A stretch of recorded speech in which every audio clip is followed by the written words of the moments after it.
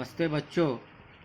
पिछली कक्षा में हमने देखा पतले प्रिज्म के लिए विचलन कोण और वर्ण विक्षेपण।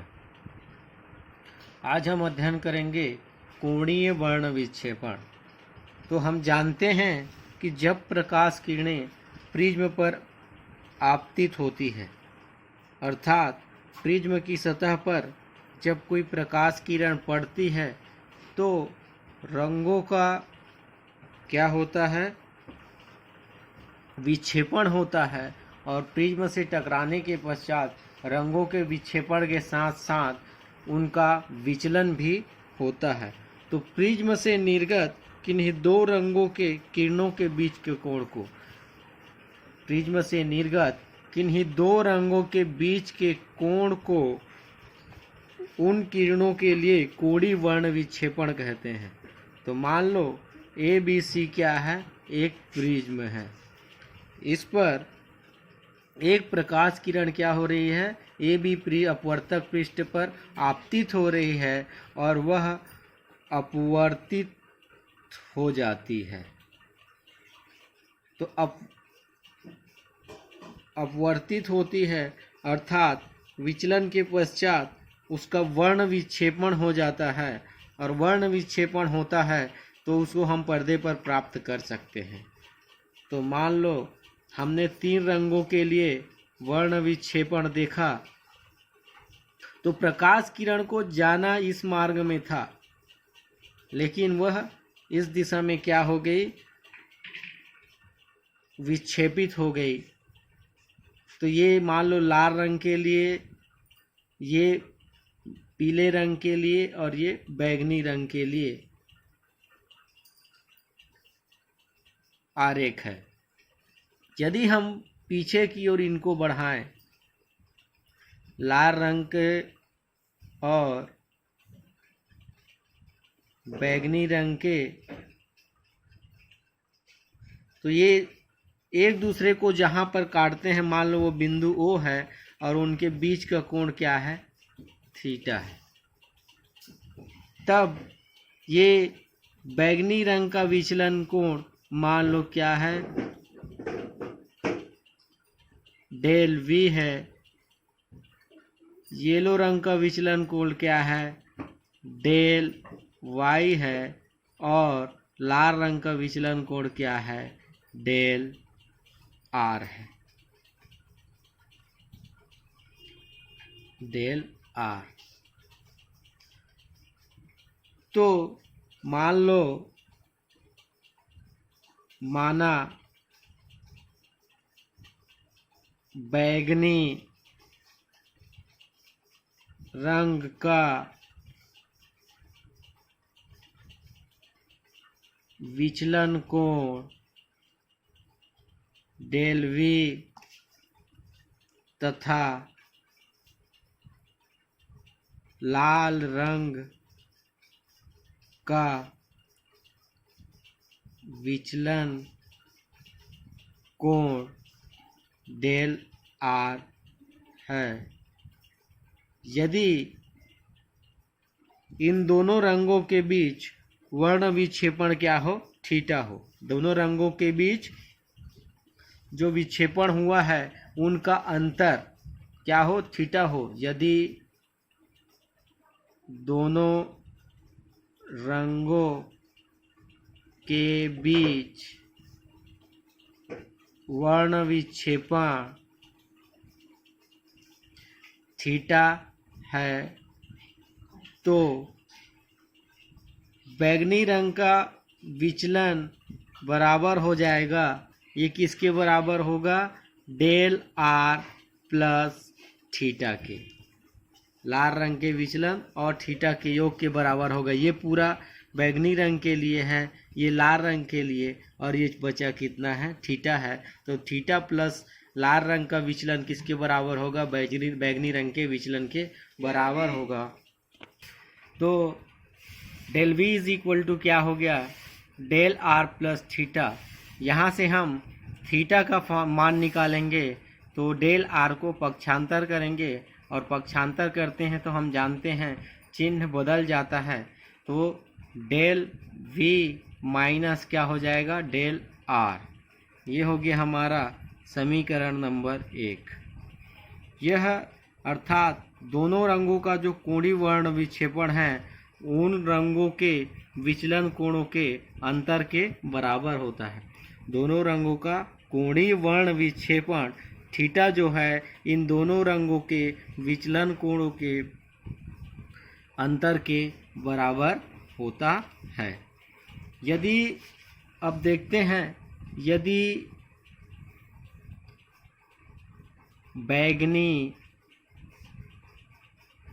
रंग के लिए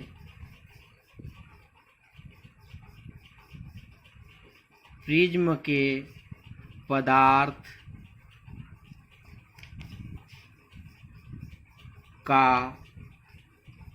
अपवर्तनांक क्या हो, म्यू वी, व लाल रंग के लिए प्रिज्म के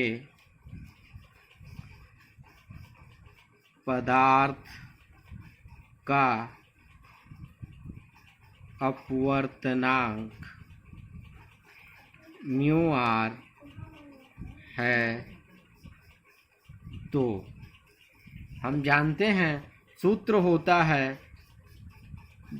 del is equal to mu minus 1 into A से क्या हो जाएगा, del V is equal to mu we minus 1 into A व del R is equal to mu R minus 1 into A. इसका मान समीकरण 1 में रख देंगे। डेल V और डेल R का मान हम कहाँ रखेंगे, समीकरण 1 में मान रखने पर, समीकरण 1 में मान रखेंगे तो क्या हो जाएगा, theta is equal to mu we minus 1 into A minus mu R minus 1 into A. दोनों में ए कॉमन है तो ए को क्या निकाल दिए, कॉमन निकाल दिए, तो ए कॉमन निकलेगा, क्या बचेगा, mu we minus 1 minus mu are plus 1, तो प्लस 1 से माइनस 1 क्या हो जाएगा, कट जाएगा, बचेगा क्या, theta is equal to a into mu we minus mu r. ये है कोणीय वर्ण विक्षेपण, अर्थात दो रंग के किरणों के मध्य कोणीय वर्ण विक्षेपण थीटा का मान, theta is equal to a mu we minus mu r. अब जो है कोणीय वर्ण विक्षेपण किन किन बातों पर निर्भर करता है, तो प्रिज्म के कोण पर निर्भर करता है। प्रिज्म का कोण क्या है, कितने अंश का है। यदि प्रिज्म का कोण ए का मान अधिक होगा तो कोणीय वर्ण विक्षेपण का मान भी क्या होगा, अधिक होगा। प्रिज्म के पदार्थ का अपवर्तनांक पर, यदि प्रिज्म के पदार्थ का अपवर्तनांक क्या होगा, अधिक होगा, तो कोणीय वर्ण विक्षेपण का मान भी अधिक होगा और रंगों के क्रम पर निर्भर करता है। तो ये था कोणीय वर्ण विक्षेपण। आगे है वर्ण विक्षेपण क्षमता। तो प्रिज्म से निर्गत किन्हीं दो रंगों के कोणीय वर्ण विक्षेपण, प्रिज्म से अगर जो दो रंगों निर्गत हो रहे हैं उनका कोणीय वर्ण विक्षेपण और माध्य किरण के विचलन का अनुपात को उन रंगों के लिए प्रिज्म के पदार्थ का वर्ण विक्षेपण कहते हैं। अर्थात प्रिज्म से निर्गत किन्हीं दो रंगों के कोणीय वर्ण विक्षेपण और माध्य किरण के विचलन के अनुपात को उन रंगों का कोणीय वर्ण विक्षेपण कहते हैं और इसे ओमेगा से प्रदर्शित करते हैं। तो वर्ण विक्षेपण क्षमता, वर्ण विक्षेपण क्षमता इज इक्वल टू होता है कोणीय वर्ण विक्षेपण बटे माध्य किरण का विचलन, माध्य किरण का विचलन। तो ये होता है वर्ण विक्षेपण क्षमता। प्रिज्म से निर्गत किन्हीं दो किरणों के कोणीय वर्ण विक्षेपण और माध्य किरण के विचलन के अनुपात को कहते हैं हम कोणीय वर्ण विक्षेपण, और इसे प्रदर्शित करते हैं ओमेगा से। तो दो रंगों की माध्य किरण वह किरण होती है जिसके लिए प्रिज्म के पदार्थ का अपवर्तनांक जो होता है उनके रंगों के अपवर्तनांकों के माध्य के बराबर होता है। तो किन्हीं दो रंगों के लिए प्रिज्म के पदार्थ का क्या अपवर्तनांक जो होता है उन रंगों के अपवर्तनांकों के माध्य के बराबर होता है। और बैंगनी और लाल रंग के लिए जो किरणों के लिए पीले रंग को क्या लिया जाता है, माध्य किरण माना जाता है। बैंगनी रंग और लाल रंग के लिए किस किरण को माध्य किरण माना जाता है, पीले रंग के किरण को माध्य किरण माना जाता है। तो मान लो माना बैंगनी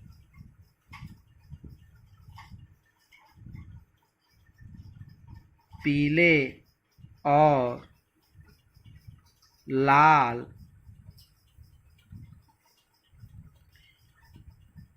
रंग की किरणों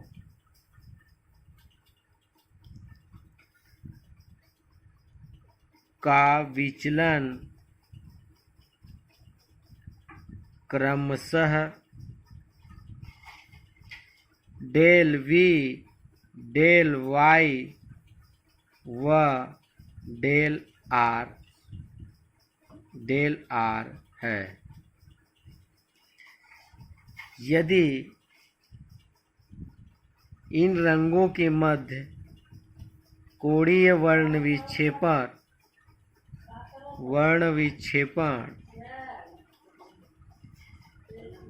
थीटा हो तो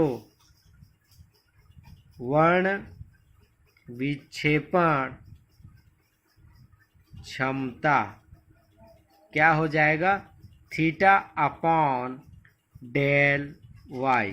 यही होता है ना कोणीय वर्ण विक्षेपण। कोणीय वर्ण विक्षेपण क्षमता कोणीय वर्ण विक्षेपण और माध्य किरण के विचलन के अनुपात के बराबर होता है। तो कोणीय वर्ण विक्षेपण क्या है, थीटा है, और पीले रंग के लिए वर्ण विक्षेपण के माध्य विचलन क्या है, डेल वाई है। तो थीटा अपन क्या हो जाएगा, डेल वाई। तो किंतु वर्ण विक्षेपण या कोणीय वर्ण विक्षेपण थीटा इज इक्वल टू होता है del V minus del R. इसलिए omega is equal to del V minus del R upon del Y. समीकरण नंबर 1। यदि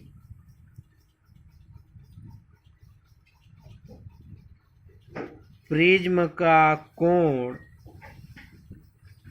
ए तथा बैंगनी, पीले व लाल रंग के लिए प्रिज्म के पदार्थ का